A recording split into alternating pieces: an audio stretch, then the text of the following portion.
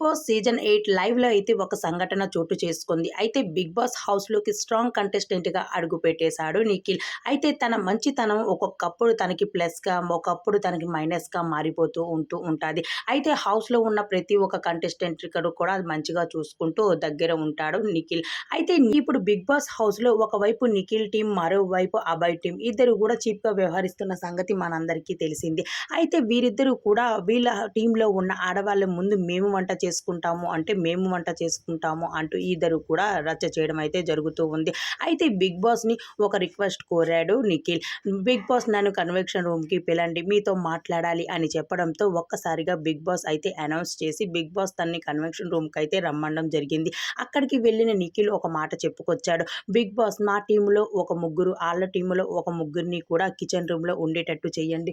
ముందు మేము వంట ఎవరో ఒకరికి కొంచెం టైము, మరి కొంత టైం వాళ్ళకి కూడా ఇవ్వండి. అలా ఫాస్ట్‌గా వంట చేసేసుకుంటారు. లేకపోతే అందరూ కూడా కిచెన్ రూమ్‌లో ఉండిపోతున్నారు అంటూ